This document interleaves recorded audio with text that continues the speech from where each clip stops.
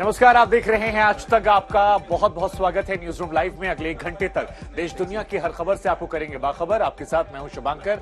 2 प्रमुख खबरें रहेंगी, दिल्ली में एफआईआर को लेकर और कानपुर हिंसा में क्या नए सबूत आए हैं, इससे भी करेंगे आपको बाखबर। अर्पिता। बिल्कुल, नमस्कार, आपके साथ मैं हूं अर्पिता। आपको बताऊंगी कि कानपुर हिंसा में नुपुर शर्मा ने जो बयान दिया था, क्या उसी को लेकर ही हिंसा भड़की, वहां पर पथराव हुए, या इसकी वजह कुछ और थी? कहीं और साजिश के तार इससे जुड़ रहे हैं क्या? और नुपुर शर्मा को लेकर देश भर में किस तरीके से विरोध हो रहा है, गुस्से और उबाल में लोग हैं, ये भी आपको बताएंगे। आशुतोष। शुक्रिया अर्पिता, बहुत स्वागत है आप सभी का। मैं आपके साथ आशुतोष चतुर्वेदी। कानपुर हिंसा की तो हम बात करेंगे, साथ ही हाशमी की बात करेंगे। क्या उसका पुलिस से भी कनेक्शन है, पूरी डिटेल, क्योंकि तमाम सवालात उठ रहे हैं, इस पर करेंगे पड़ताल। लेकिन आगे बढ़े उसके पहले सईद अंसारी का रुख करते हैं। सईद जी, बहुत धन्यवाद आशुतोष। और बिल्कुल आपने ठीक कहा, यही न्यूज रूम लाइव की शुरुआत हम इसी बड़ी खबर के साथ कर रहे हैं। असदुद्दीन ओवैसी के विरुद्ध दिल्ली में एफआईआर दर्ज कर ली गई है। नुपुर शर्मा, ओवैसी, नवीन कुमार जिंदल नफरत फैलाने और भड़काऊ भाषण देने के आरोप में इन तीनों के खिलाफ एफआईआर दर्ज की गई दिल्ली में। लेकिन दिल्ली में एआईएमआईएम ओवैसी के खिलाफ जब एफआईआर दर्ज हुई तो एआईएमआईएम के कार्यकर्ता सड़कों पर उतर पड़े और उन्होंने प्रदर्शन भी किया। भड़काऊ भाषण के मामले में ओवैसी पर एफआईआर हुई है और इसमें स्वामी यति नरसिंहानंद का नाम भी शामिल है। नुपुर शर्मा, नवीन कुमार जिंदल, ओवैसी और यति नरसिंहानंद, इस तरह और भी लोग हैं। कुल मिलाकर 8 से 9 लोग हैं जिनके खिलाफ ये एफआईआर दर्ज हुई है। और इन लोगों पर आरोप है, इन्होंने नफरत फैलाई है, भड़काऊ भाषण दिया है, जहरीली जुबान का इन्होंने इस्तेमाल किया है। तो ओवैसी से जुड़ी हुई ये बड़ी खबर। दिल्ली पुलिस ने भड़काऊ बयान के मामले में एफआईआर दर्ज की है और एआईएमआईएम समर्थकों ने उग्र प्रदर्शन किया। कई समर्थकों को पुलिस ने हिरासत में लिया। इस कार्रवाई के बाद बीजेपी पर लगातार आरोप प्रत्यारोप हो रहे हैं। आगे बताएंगे शुभांकर। बिल्कुल, हम बता दें दर्शकों को कि नुपुर शर्मा के खिलाफ आज दिल्ली में एआईएमआईएम ने प्रदर्शन किया है और बड़ी संख्या में उन्हें कार्यकर्ता पहुंचे। वहीं दूसरी तरफ दिल्ली पुलिस की गिरफ्तारी जो थी वो भी लगातार जारी थी। कई जानकारियां जो हैं इस वक्त ग्राफिक जरिए सामने आ रही हैं, जैसे मसलन नुपुर शर्मा के खिलाफ एफआईआर दर्ज की गई है, इसमें नवीन जिंदल का भी नाम है। कई और बड़ी बातें भी इस एफआईआर में निकलकर सामने आ रही हैं। मसलन अगर एफआईआर की बात करें तो धार्मिक भावनाओं को भड़काने की जो बात है वो यहां पर रखी गई है कि धार्मिक भावनाओं को भड़काया गया है। इसके अलावा आपको याद होगा कि ज्ञानव्यापी मामले में भी कई लोगों ने आपत्तिजनक पोस्ट किए थे शिवलिंग को लेकर। ऐसा लग रहा है कि इस एफआईआर, जो दूसरी एफआईआर है, उसमें उन तमाम लोगों के नाम हैं जिन्होंने हिंदू धार्मिक भावनाओं को भी भड़काया था। तो ये बड़ी बातें निकलकर सामने आई थी। तो इस वक्त हम आपको पिलर ग्राफिक्स के जरिए तमाम जानकारियां दे रहे हैं और इस ग्राफिक्स की अगर हम बात करें तो कई बड़ी बातें निकलकर आई हैं। आईपीसी कौन कौन सी धारा लगाई गई है वो भी हम आपको इस वक्त दिखा रहे हैं कि कौन कौन सी धाराएं जो हैं वो यहां पर लगाई गई हैं। तो बड़ी बात, एफआईआर अलग अलग हुई है और एक एफआईआर में नुपुर का नाम है, नवीन जिंदल का नाम है, यति नरसिंहानंद का नाम है। वहीं दूसरी तरफ अगर आप बात करेंगे तो दूसरी एफआईआर में कई और बड़ी बातें जो हैं वो भी निकलकर सामने आई। अगर ये आरोप साबित हो जाते हैं तो 2 साल तक की कैद जो है वो हो सकती है। कई और लोग जिन पर एफआईआर हुई है उन्हें भी नोटिस का जवाब देना पड़ेगा, क्योंकि अब जब ये खबर सामने आती है एफआईआर की, इसके बाद दिल्ली पुलिस नोटिस भेजेगी, नोटिस के बाद उन पर कार्रवाई की जाएगी। लेकिन ओवैसी पर क्या है, 153 आईपीसी की धारा लगाई गई है, यानी जानबूझकर हिंसा के लिए उकसाने के आरोप हैं। पिछले 2-3 महीनों में असदुद्दीन ओवैसी की जो भाषण निकलकर सामने आए हैं, सोशल मीडिया पर तमाम भाषणों को पाइल अप किया गया है और इन्हीं को आधार बनाकर दिल्ली पुलिस ने ये एफआईआर उन पर दर्ज की है।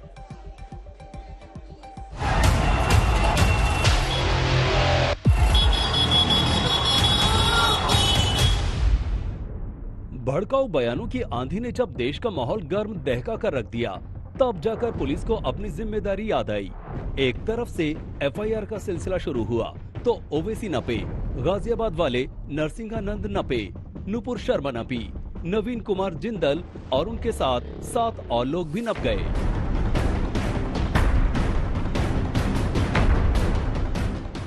टीवी डिबेट के जोश में होश खो देना नुपुर शर्मा को काफी महंगा पड़ रहा है। पार्टी से 6 साल का निलंबन पहले ही हो चुका है।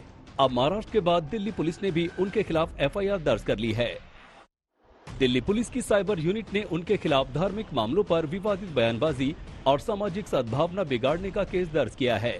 ठीक ऐसा ही केस बड़े ओवैसी पर भी दर्ज हुआ है। दोनों नेताओं पर आईपीसी की धारा 153, 295 और 505 के तहत एफआईआर दर्ज हुई है। वर्ल्ड वाइड इंडिया की छवि खराब हुआ। इन्होंने बहुत देर कर दिया। यति नरसिम्हानंद के खिलाफ सुप्रीम कोर्ट में झाड़ पड़ी थी, अगर आपको याद होगा। दिल्ली पुलिस को झाड़ पड़ी थी, उसके बाद एफआईआर किया गया था।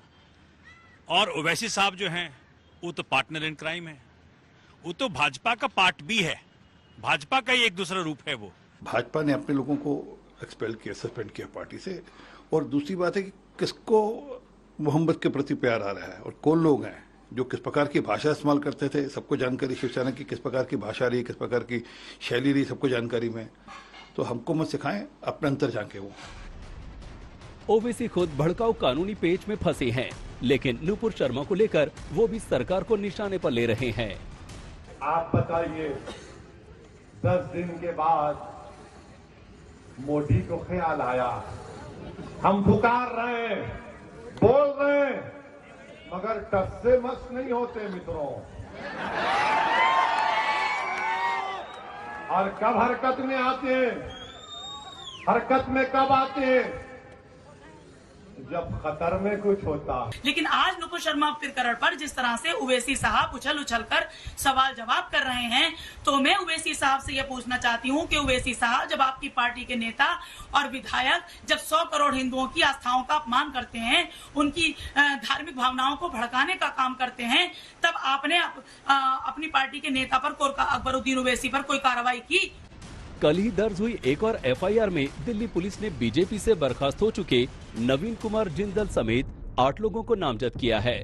इसमें पत्रकार सबा नकवी का नाम भी शामिल है। ये सभी सोशल मीडिया पर भड़काऊ बयानबाजी के आरोपी हैं।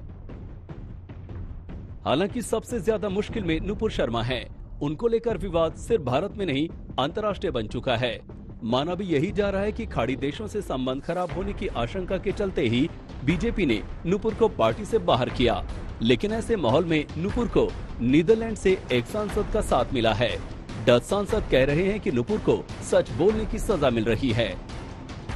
I support Nupur Sharma because I believe that nobody should be punished or apologize for speaking the truth. We might like it, we might dislike it, but she spoke the truth about Mohammed, and it's so unfair for people who speak the truth, maybe on such an issue, that her party, Muslims threaten her with her life, and especially Islamic countries threaten India. Nupur के समर्थन में हिंदू महासभा भी प्रदर्शन की तैयारी में है, तो मुस्लिम संगठन उनके खिलाफ सड़क से लेकर सोशल मीडिया तक जंग छेड़े हुए हैं।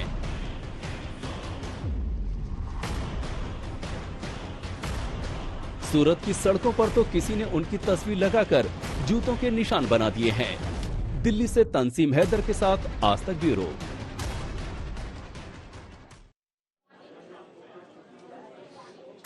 देखिए, आसान शब्दों में इस रिपोर्ट को समझें तो दिल्ली पुलिस ने स्पष्ट संदेश दिया है कि जिसकी भी धार्मिक भावनाओं को भड़काया जाएगा, जो भड़काएगा, चाहे हिंदू पक्ष हो या मुस्लिम पक्ष, उस पर कठोर कार्रवाई की जाएगी। अर्पिता, जहां एक तरफ देखिए शुभांकर कार्रवाई की बात हो रही है, वहीं दूसरी तरफ लोगों का गुस्सा भी भड़क रहा है। दिल्ली में आज कई जगहों पर जब ये जानकारी कार्यकर्ताओं को AIMIM के मिली कि ओवैसी के खिलाफ FIR दर्ज हुई है, तो लोग सड़कों पर उतर आए विरोध जताते हुए। वहीं नुपुर को लेकर भी विरोध प्रदर्शन देश के अलग अलग हिस्सों में हो रही है। हावड़ा में भी मुस्लिम संगठन ये कह रहे हैं कि नुपुर शर्मा पर जल्द से जल्द कड़ी कार्रवाई होनी चाहिए।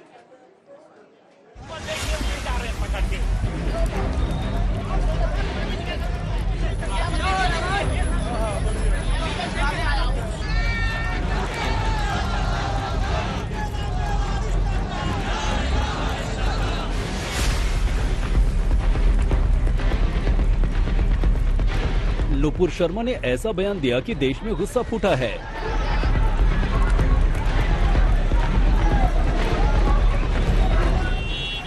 राजधानी दिल्ली में ओवैसी के समर्थकों ने बवाल काटा।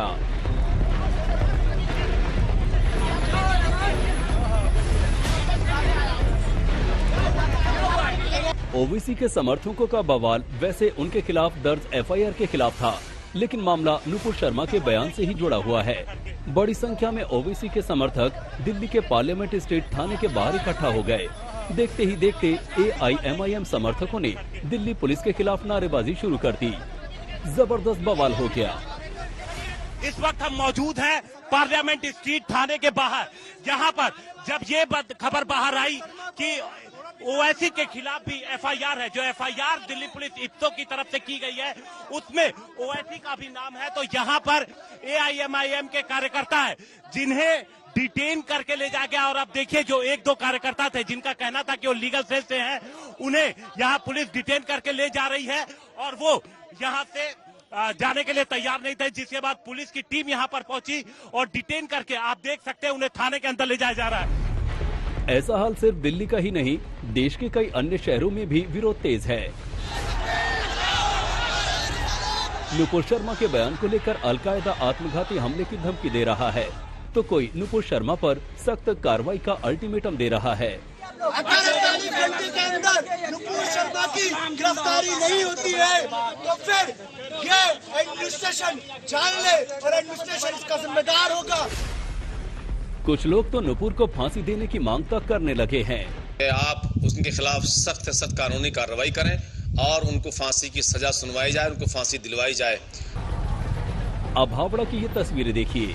अंकुरहाटी इलाके में सड़कों पर धुएं का गुबार उठने लगा। ये गुस्सा नुपुर शर्मा के बयान के खिलाफ है। बड़ी संख्या में स्थानीय लोग प्रदर्शन करने लगे। गुस्से में भीड़ ने टायर फूंक दिए, फिर विवादित बोल को लेकर नुपुर शर्मा के खिलाफ सख्त एक्शन की मांग की। अब गुस्से की एक तस्वीर अलीगढ़ के एएमयू की देखिए। बुधवार को सैकड़ों छात्रों ने नुपुर शर्मा के खिलाफ मोर्चा खोल दिया। हालात ऐसे हो गए कि एएमयू कैंपस के गेट पर तैनात पुलिस वालों से छात्रों की हल्की झड़प भी हुई। यहाँ छात्रों ने राष्ट्रपति के नाम अपर मजिस्ट्रेट को अपना ज्ञापन सौंपा और कहा कि नुपुर शर्मा का सिर्फ 6 साल का निलंबन काफी नहीं। सूरत में तो नुपुर शर्मा के पोस्टर सड़कों पर चिपका दिए गए। शहर के जिलानी ब्रिज पर ये तस्वीरें दिखी। बीजेपी के एक्शन के बाद नुपुर के बयान पर रिएक्शन खत्म होता नहीं दिख रहा। फिलहाल विरोधियों को हमले का बड़ा मौका मिल गया है। हावड़ा से अनुपम मिश्र, अलीगढ़ से अकरम खान और दिल्ली से हिमांशु मिश्रा के साथ आज तक ब्यूरो। तो कुल मिलाकर अब जो हंगामा है वो बरप रहा है, लेकिन पुलिस की कोशिश ये है कि उन सभी लोगों को चिन्हित किया जाए जिनकी वजह से देश का माहौल बिगड़ा है और इसीलिए एफआईआर में इन लोगों के नाम दर्ज हुए और अब चुन चुनकर इन पर भी कार्रवाई होगी। आशुतोष। बिल्कुल अर्पिता, और चलिए अब आगे बढ़ते हैं और दिल्ली की तस्वीर आप सभी को हम दिखाते हैं, जहां एआईएमआईएम समर्थकों ने ओवैसी के खिलाफ दर्ज एफआईआर को लेकर विरोध प्रदर्शन किया और साथ ही नुपुर शर्मा के बयान को लेकर चौतरफा हमला बोला गया। जायजा लिया हमारे सहयोगी, हमारे संवाददाता हिमांशु मिश्रा ने। इस वक्त हम मौजूद हैं पार्लियामेंट स्ट्रीट थाने के बाहर, जहां पर जब ये खबर बाहर आई कि ओवैसी के खिलाफ भी एफआईआर है, जो एफआईआर दिल्ली पुलिस इफ्तो की तरफ से की गई है उसमें ओवैसी का भी नाम है, तो यहाँ पर एआईएमआईएम के कार्यकर्ता है जिन्हें डिटेन करके ले जाया गया। और अब देखिए जो एक दो कार्यकर्ता थे जिनका कहना था कि वो लीगल सेल से हैं, उन्हें यहाँ पुलिस डिटेन करके ले जा रही है और वो यहाँ से जाने के लिए तैयार नहीं थे, जिसके बाद पुलिस की टीम यहाँ पर पहुंची और डिटेन करके आप देख सकते हैं उन्हें थाने के अंदर ले जाया जा रहा है। यहाँ पर मौजूद इस शख्स का कहना था कि तकरीबन 40 से 50 के बीच कार्यकर्ता यहाँ पर पहुंचे थे, जिन्हें पुलिस ने डिटेन कर लिया और दूसरी जगह पे ले गए। आप देख सकते हैं यहाँ पर पार्लियामेंट स्ट्रीट थाने के बाहर हम मौजूद हैं और लगातार जब यहाँ पर जब कर्मी पहुंचे थे तो उन्होंने यहाँ पर यहाँ पर उन्हें डिटेन किया गया है। पुलिस की भारी तैनाती पार्लियामेंट स्ट्रीट थाने के बाहर मौजूद है। कैमरामैन सचिन चंडोक के साथ हिमांशु मिश्रा, दिल्ली आज तक। स्टेट हेड है इनके कमीमुल हाफिज, उनको पकड़ के ले जाया जा रहा है और ये जा रहे थे ज्ञापन देने के लिए, उनको अंदर जाना था और उनको पकड़ लिया है, साथ ही और उनको डिटेन किया जा रहा है। कार्यकर्ताओं को पूरे चारों तरफ आप देख सकते हैं किस तरीके से यहाँ पर भीड़ जुट गई है और उनको अंदर ज्ञापन लेके जाना था और आप देख सकते हैं पुलिस ने डिटेन कर रही है कमीमुल हाफिज को, साथ ही उनके साथ में कार्यकर्ता भी हैं। दिल्ली पुलिस की तरफ से जो है परमिशन रद्द की गई थी, डीसीपी से उनको लेटर आया था कुछ घंटे पहले और अब उनको डिटेन किया जा रहा है। वो ज्ञापन देने के लिए पार्लियामेंट स्ट्रीट पुलिस थाना पहुंचे थे, अब उनको डिटेन किया जा रहा है। उनके लगातार यहाँ पे नारेबाजी कर रहे हैं कार्यकर्ता और देख सकते हैं किस तरीके से यहाँ पे जो है दिल्ली पुलिस उनके कार्यकर्ताओं को डिटेन करने के लिए यहाँ पर पूरी बस लेकर आई है और उसके अंदर उनके कार्यकर्ता लगातार बैठे हुए हैं और यहाँ जो है उनको लेकर लेकर जा रही, डिटेन करके लेकर जा रही है। आप देख सकते हैं विजुअल्स में भी किस तरीके से जो है कमीमुल हाफिज को डिटेन कर रही है पुलिस, लेकर जा रही है। इस गाड़ी में सभी कार्यकर्ताओं को लेकर जाया जा रहा है। तो वार पलटवार का लगातार दौर जारी है। भारतीय जनता पार्टी भी कहां चुप रहने वाली थी, प्रतिक्रिया आ रही है, लेकिन इस वक्त अपडेट हासिल करने का वक्त है और हमारे संवाददाता जुड़े हुए सईद जी सवाल करेंगे। बिल्कुल आशुतोष, हम अमित भारद्वाज अपने संवाददाता के पास आपको लिए चलते हैं। अमित, इस समय स्थिति क्या है? सही देखिए, इस वक्त हम पार्लियामेंट स्ट्रीट पुलिस स्टेशन के ठीक बाहर खड़े हैं, जहां पे आज सुबह जबरदस्त प्रदर्शन चल रहा था, विरोध प्रदर्शन एमआईएम के वर्कर्स और असद ओवैसी के सपोर्टर्स द्वारा। और जैसा कि आपने हमारी रिपोर्ट में भी देखा कि उन सपोर्टर्स को, एमआईएम के कार्यकर्ताओं को पहले दिल्ली पुलिस ने कहा कि वो यहां से चले जाएं, शांति व्यवस्था बनाए रखें। और जब दिल्ली पुलिस की बात ये एमआईएम के कार्यकर्ताओं ने नहीं सुनी, उसके बाद उन्हें यहां से डिटेन कर लिया गया था। हमें बताया जा रहा है कि कुछ कार्यकर्ता अभी भी डिटेन हैं, एमआईएम के कार्यकर्ता पार्लियामेंट स्ट्रीट पुलिस थाने में डिटेन्ड हैं। लेकिन ध्यान देने वाली बात यह है कि जब एफआईआर हुई और ये खबर बाहर आई, असद ओवैसी पे एफआईआर हुई हेट स्पीच की, ये खबर बाहर आई तो उसके बाद विरोध प्रदर्शन का दौर शुरू हो गया। और सबसे अहम और अग्रेसिव विरोध प्रदर्शन इसी पार्लियामेंट स्ट्रीट थाने के बाहर हुआ। जी। उत्तर प्रदेश के गोंडा में 3 लोग जब भिक्षा मांगने गांव में गए तो उन पर बदसलूकी हुई, उनके साथ बदसलूकी की गई, उनसे धार्मिक नारे लगवाए गए, कई तरह के आरोप लगे। हालांकि गोंडा पुलिस ने त्वरित कार्रवाई करते हुए एक शख्स को गिरफ्तार कर लिया है और एक बड़ा संदेश देते हुए कहा है कि जो भी दोषी होगा उसके खिलाफ सख्त कार्रवाई की जाएगी। बोलो जय श्री राम। जय श्री राम। जय श्री राम। जय श्री राम। और बोलो जय श्री राम। जोरत बोलो। जोरत आओ। कान पकड़, कान पकड़। तबला ये सब रखो नीचे। बोलो जय श्री राम। जय श्री राम। जय श्री राम। जय श्री राम। और बोलो जय श्री राम। जोरत बोलो। गोंडा के एक गांव में चादर लेकर दान मांगने पहुंचे मुस्लिम समुदाय के 3 लोगों की जान सांसद में फंस गई।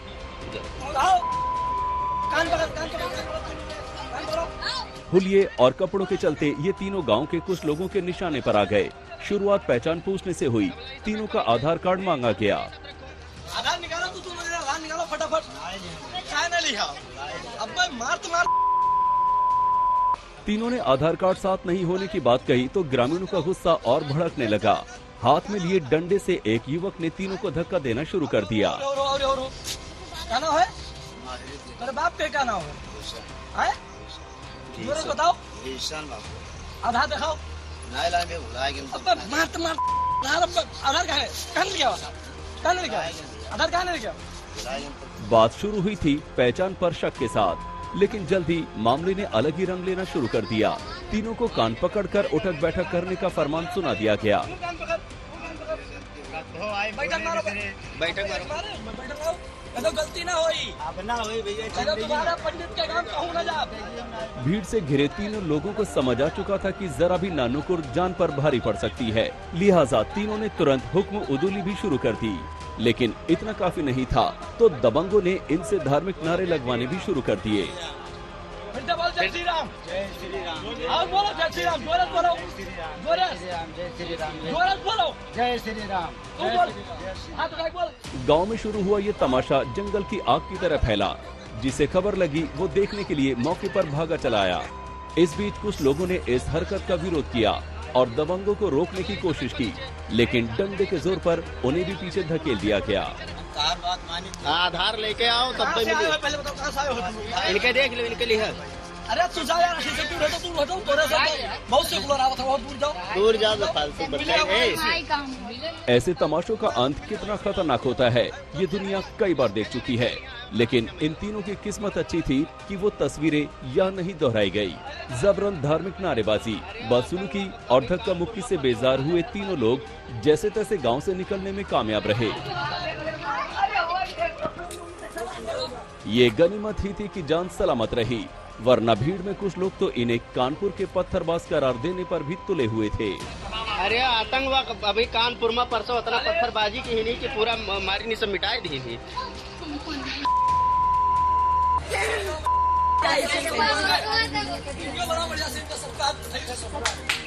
दबंगों ने अपनी बहादुरी के अंदाज में अपनी इस करतूत का वीडियो भी बनाया था। वीडियो वायरल हुआ तो पुलिस तक भी पहुंच गया।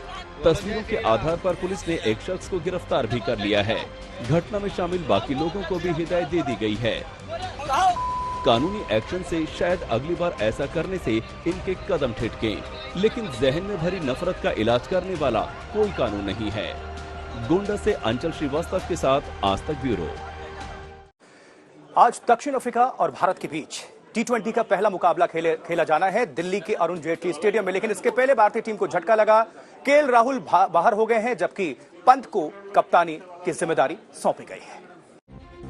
दिल्ली के अरुण जेटली स्टेडियम में आज शाम 7 बजे से दक्षिण अफ्रीका के खिलाफ 5 मैचों की T20 सीरीज शुरू हो रही है। इससे ठीक पहले टीम इंडिया को लगा है बड़ा झटका। टीम के कप्तान केएल राहुल और फिरकी गेंदबाज कुलदीप यादव जख्मी होकर सीरीज से बाहर हो गए।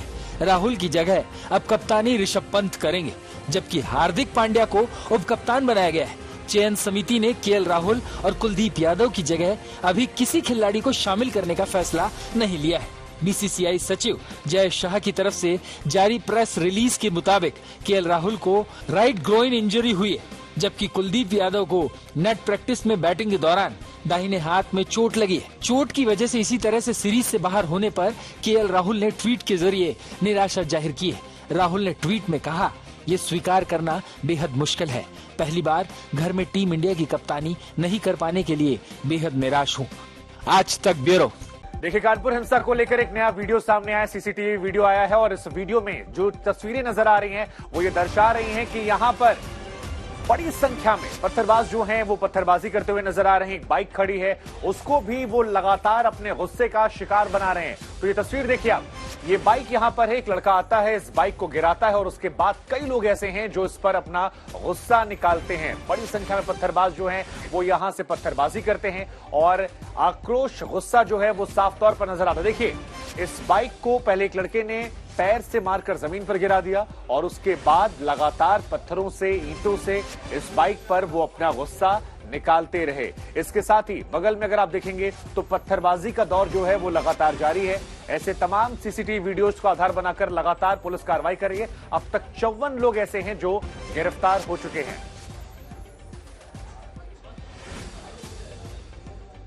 और अब आगे अर्पिता आपको कुछ महत्वपूर्ण जानकारियां ग्राफिक्स के जरिए दिखाएंगी, एक रिपोर्ट भी दिखाएंगी। अर्पिता।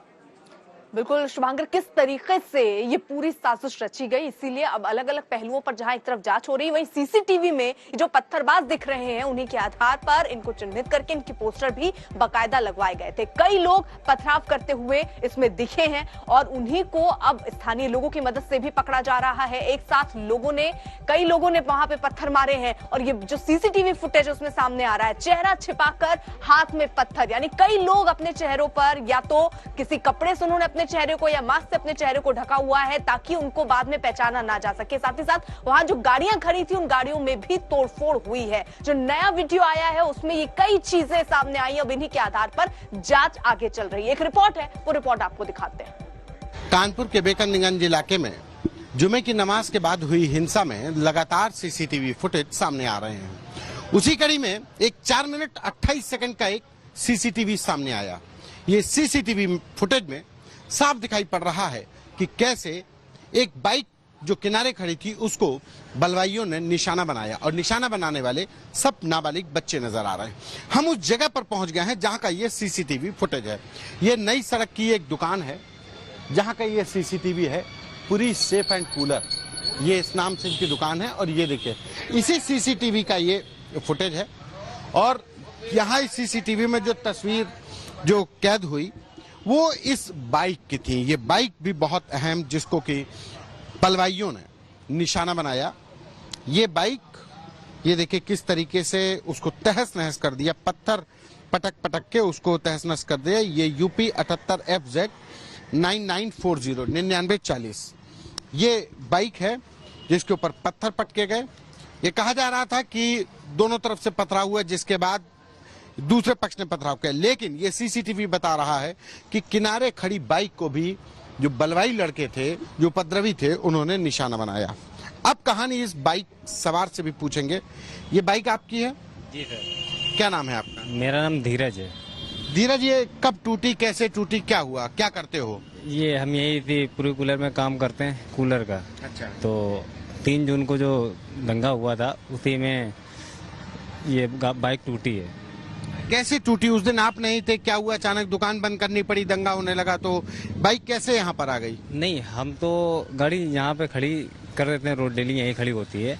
और जब अचानक इधर से भीड़ आई थी, हम खने चौराहे थे परेड की इधर, तो हम लोगों को अचानक दुकान बंद करनी पड़ी।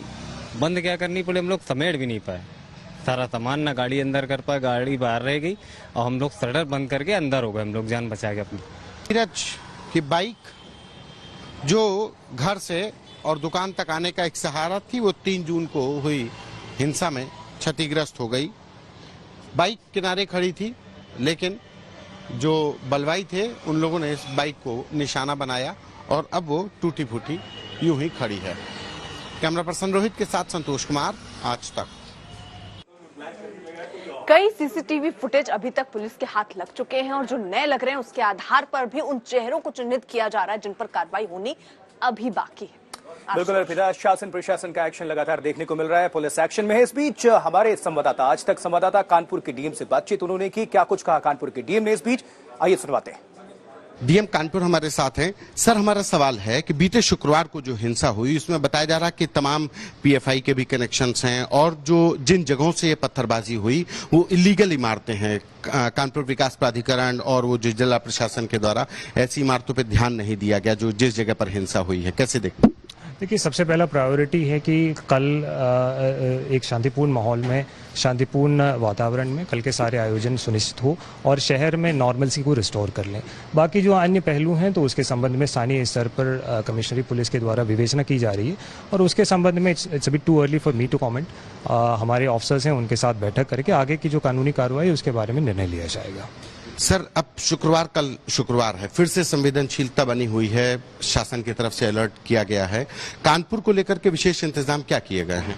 देखिए, कानपुर जो पूरे प्रदेश का एक कमर्शियल कैपिटल है, सबसे ज़्यादा निवेश और सबसे ज़्यादा इंडस्ट्रीज़ यहाँ पे होते हैं और यहाँ पे एक शांतिपूर्ण वातावरण को रिस्टोर करना और शांतिपूर्ण वातावरण में यहाँ के सारे निवेश और कमर्शियल एक्टिविटीज़ को आगे बढ़ाना सबसे बड़ा प्रायोरिटी है। और शहरवासियों से भी यही अपील है कि हम शहर को जो निवेश और कमर्शियल एक्टिविटीज़ के लिए जो शहर पूरे देश में जाना जाता है उसी एक ख्याति को आगे बढ़ाएं, उसके लिए हम सब लोग मिलकर के काम करें। सर, एक सवाल ये भी उठता है कि कानपुर में जिस तरीके से लगातार जो बातें सामने आ रही हैं कि जो शुक्रवार को हिंसा हुई उसमें तमाम ऐसी जगह हैं जहां पर अवैध निर्माण किए गए, उन छतों से पथराव हुआ, क्या ऐसी इमारतों को भी आइडेंटिफाई किया जाएगा? जैसे कि मैंने कहा है कि फर्स्ट प्रायोरिटी अभी कल के एक शांतिपूर्ण वातावरण में कल के जितने भी कार्यक्रम है उसको संपन्न कराने के दृष्टिगत कार्य है और बाकी जो अन्य बिंदु हैं, जो अलग अलग बिंदु हैं, उसको लेकर के लगातार यहाँ पे विवेचना भी चल रही है और उसमें जो बिंदु सामने आ रहे हैं उसके आधार पर सब अधिकारियों के साथ बातचीत करके उसमें आगे कार्रवाई की बात डिसाइड की जाएगी। सर, आप कानपुर में रहे हैं, कानपुर को समझ रहे हैं, दोबारा पोस्टिंग मिली है, एक भरोसा जताया शासन ने, लेकिन कानपुर में जो माहौल बिगड़ा उसकी वजह से पूरे उत्तर प्रदेश और देश में भी तमाम जगहों पर इस तरीके की संवेदनशीलता बढ़ी हुई है। यहाँ से किस तरीके की कार्रवाई के लिए कोई प्लान चेकआउट किया हुआ है कि जिस तरीके से मैसेज जाए कि अगर कोई बलवा करेगा तो उसके खिलाफ सख्त कार्रवाई हो? देखिए, मैसेज तो यही जाना चाहिए कि जो कानपुर एज अ मॉडल, बाकी जो पूरे प्रदेश के लिए एक मॉडल के रूप में हमें दिखाना चाहिए कि यहाँ पे एक स्टेबल एनवायरनमेंट है, यहाँ पे इन्वेस्टमेंट आ सकते हैं, यहाँ पे इंडस्ट्रीज आ सकते हैं और उस पॉइंट ऑफ व्यू से हमें सोचना चाहिए कि यहाँ पे एक स्टेबिलिटी और शांतिपूर्ण वातावरण में उद्योग जगत को, निवेश को, रोजगार के अपॉर्चुनिटीज़ को आगे बढ़ाने के लिए हमें क्या करना चाहिए और निश्चित तौर पर जो अलग अलग जो एक्टिविटीज़ हैं उस पॉइंट ऑफ व्यू से अल्टीमेटली हम लोग सोच करके उस रणनीति से काम करेंगे। तो पुलिस एक्शन में है, आरोपियों को चिन्हित किया जा रहा है, कार्रवाई की जा रही है। वैसे भी योगी आदित्यनाथ ने साफ तौर पर कह दिया है कि कार्रवाई जरूर होगी और चुन चुन कर होगी और सख्ती के साथ होगी। सहित पुलिस कार्रवाई कर रही है आशुतोष। 6 दिन बीत चुके हैं, लेकिन 6 दिन में 54 लोगों को गिरफ्तार जरूर किया गया है, लेकिन मुख्य साजिशकर्ता तक पहुंचना पुलिस को बाकी है। हालांकि जफर हयात हाशमी को पुलिस बता रही है मुख्य साजिशकर्ता, लेकिन उसके पीएफआई से संबंध और उसके विरुद्ध साक्ष्य मिलने अभी बाकी है।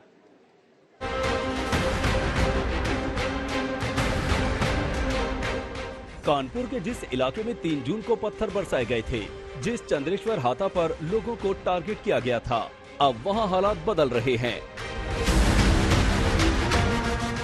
उसी बदलती तस्वीर की गवाही दे रहा है ये पोस्टर, जिस पर लिखा है, अब पलायन नहीं पराक्रम करेंगे।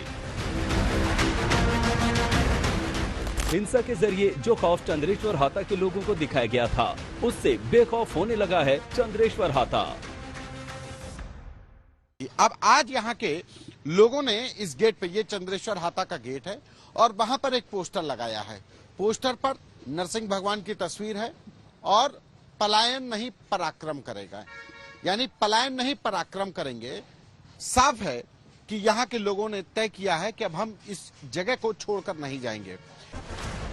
नई सड़क इलाके में हिंसा का मुख्य टारगेट था चंद्रेश्वर हाता इलाका। यहीं पहले पत्थरबाजी शुरू हुई थी। पथराव और तनाव के बाद यहां रहने वाले परिवारों ने आरोप लगाया था कि इनकी अरबों की जमीन हड़पने के लिए ही दूसरे समुदाय के भू माफियाओं ने 3 जून को उपद्रव करवाया। इस चंद्रेश्वर हाता पर आसपास की ऊंची इमारतों से खूब पत्थरबाजी हुई थी। सीसीटीवी में पत्थरबाजों का चेहरा कैद भी है। बुधवार को चंद्रेश्वर हाता इलाके में बुलडोजर पहुंचा था। वहां से हिंसा में इस्तेमाल किए गए पत्थरों को बुलडोजर और ट्रक की मदद से हटाया गया। सवाल है कि कानपुर के अमन चैन को बिगाड़ने वाले असली मुजरिम कौन है? किसने पूरी साजिश रची और उसे अंजाम तक पहुंचाया? हिंसा को लेकर उठ रहे सवालों के बीच पुलिस कुल 54 लोगों को गिरफ्तार कर चुकी है। उपद्रवियों की तस्वीरों वाले पोस्टर जारी कर उनकी पहचान की जा रही है, ताकि सच से पर्दा उठ सके। मुख्य आरोपी जफर हयात हाशमी भी पुलिस की गिरफ्त में है, लेकिन अब तक तमाम सवालों का जवाब नहीं मिला है। पुलिस कोशिश में है कि उसे जफर हयात हाशमी और 3 अन्य आरोपियों की 14 दिन की रिमांड मिल जाए। मामला कोर्ट में है, जिस पर 1-2 दिन में कोई फैसला आ सकता है। पुलिस के सामने कई चुनौती हैं। पीएफआई का लिंक सामने आने के बाद सबसे अहम चुनौती इस कनेक्शन की गुत्थी सुलझाने की है। जितने बड़े पैमाने पर 3 जून को हिंसा हुई, उसमें कहीं न कहीं बड़ी साजिश की बू आती है। तो आखिर हिंसा के पीछे की असलियत क्या है? पुलिस कई सवालों के जवाब जानना चाहती है। सवाल है कि हिंसा में पीएफआई की क्या भूमिका रही। दूसरा सवाल ये कि जफर हयात हाशमी की क्या भूमिका है। क्या जफर ने पीएफआई की मदद से फंडिंग जुटाई? 3 जून की हिंसा में कौन कौन से चेहरे अहम हैं? नुपुर शर्मा पर एक्शन की मांग के बहाने ऐसी हिंसा की तैयारी कब से की गई थी? कानपुर हिंसा में कई नाबालिगों के नाम भी सामने आए हैं। उनमें से एक नाबालिग ने 2 दिन पहले ही थाने जाकर सरेंडर भी किया। National commission for protection of child rights का कहना है कि वैसे नाबालिगों को हिंसा के लिए नाबालिग बच्चों का इस्तेमाल किया गया। आयोग ने कानपुर पुलिस से इस पर रिपोर्ट मांगी है। वहाँ की पुलिस को ये बोला है कानपुर की कि जिन लोगों ने भी बच्चों का इस प्रकार से दुरुपयोग किया है, जो ऑर्गेनाइजर हैं, जो बच्चों को लेके गए, जिन्होंने बच्चों के हाथ में पत्थर पकड़ाए, उनके विरुद्ध धारा 83(2) के तहत मुकदमा दर्ज करें और ये कार्रवाई करें। हिंसा के तार कहां से जुड़े हैं, किन किन चेहरों से जुड़े हैं, ऐसे तमाम सवालों का जवाब जानने के लिए कानपुर पुलिस रात दिन लगी हुई है। दिल्ली से वरुण सिन्हा और लखनऊ से समर श्रीवास्तव के साथ संतोष शर्मा, कानपुर, आज तक। और इसमें कोई शक नहीं कि इस साजिश के तह तक जाने की कोशिश हो रही है। कैसे, बताएंगे शुभांकर। देखिए, साजिश के तह तक जा रहे हैं, गिरफ्तारियां हो रही हैं, लगातार कार्रवाई हो रही है, लेकिन इन सब के बीच में अभी भी कुछ लोग ऐसे हैं जो अमन और शांति के दुश्मन बने बैठे हैं। वो चाह रहे हैं कि इस हिंसा की आग की चिंगारी जो है एक बार फिर से भड़क जाए। ऐसा हम क्यों कह रहे हैं, हम आपको दिखाते हैं हमारी इस रिपोर्ट में।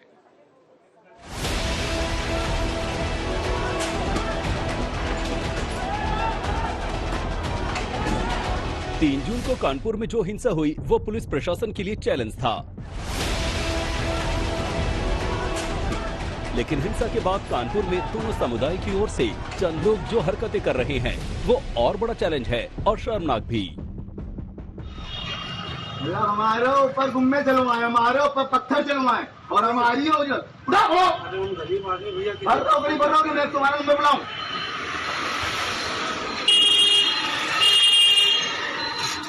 और तुम लोग भी हिंदू होकर देखते नहीं हो इन लोग को।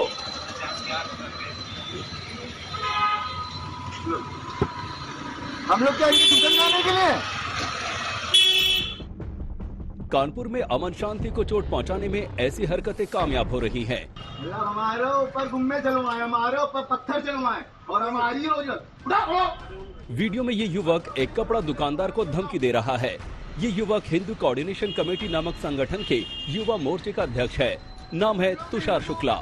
वायरल वीडियो में तुषार एक मुस्लिम दुकानदार को धमका रहा है और जल्द वहां से हट जाने की धमकी दे रहा है। वीडियो सामने आने के बाद तुषार अब कानपुर पुलिस की गिरफ्त में है। कुछ ऐसे ही भड़काऊ बयान दूसरे समुदाय के कुछ लोगों ने भी सोशल मीडिया पर पोस्ट किए। उन पोस्ट में कहा गया कि हिंदू दुकानों से सामान न खरीदें। कुछ दुकानों के नाम का भी जिक्र किया गया और ऐसे आपत्तिजनक पोस्ट कर फिर से पुलिस प्रशासन को चुनौती दी गई। दोनों समुदाय के कुछ शरारती लोगों की ओर से ऐसे आपत्तिजनक बर्ताव को लेकर कानपुर पुलिस का रवैया सख्त है। जॉइंट सीपी कानपुर आनंद तिवारी ने कहा कि ऐसे सभी पोस्ट का खाका तैयार हो रहा है और सभी पर कार्रवाई पक्की है। लखनऊ से समर्थ श्रीवास्तव के साथ संतोष शर्मा, कानपुर आज तक।